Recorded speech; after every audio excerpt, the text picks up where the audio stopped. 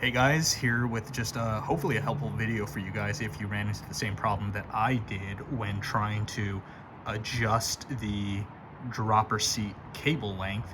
So I had pulled the seat post out and it took along with it the dropper cable through the housing. Now, I didn't pull it all the way out, and so I thought I wouldn't have any issues feeding it back through, but the problem was that the housing for this bike was so far deep into the seat tube that I couldn't really feed the remaining end of the internal cable through without it just kind of bending and not really wanting to go through the top exit of the housing cable.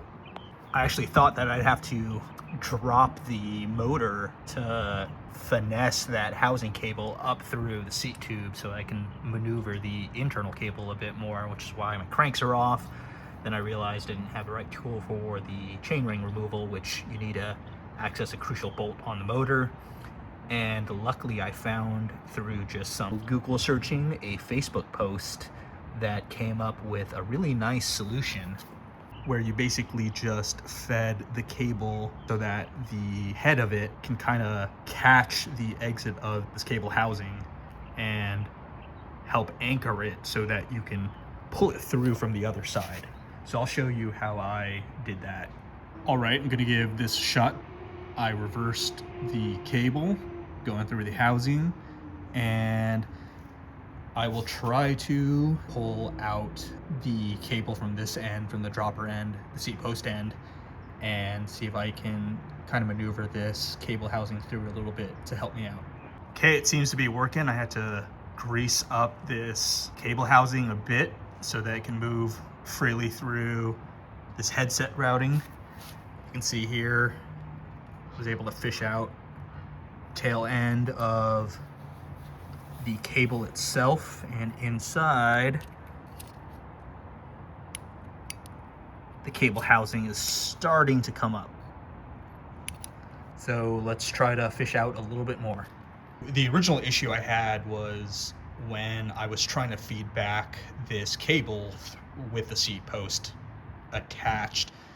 As I was trying to push it in, it kept on bending, and because the cable housing right here was so far deep in, I couldn't actually get my fingers close enough to, start inserting it a bit more stiffly so that the cable would pass through instead of just bending and twisting like that. But because of a helpful Facebook user and bike wrencher, I was able to successfully fish the cable housing out a bit to the top of the seat post tube, and now I can kind of push this in. And where are you? Hello, buddy. Look at that. Anyways, time to reinsert the dropper post and hook it up to the lever. So I'm not sure if that's how the cable housing came installed from the manufacturer, or if that is how the bike shop I purchased this bike from assembled things, but either way it was a pain in the ass trying to maneuver this.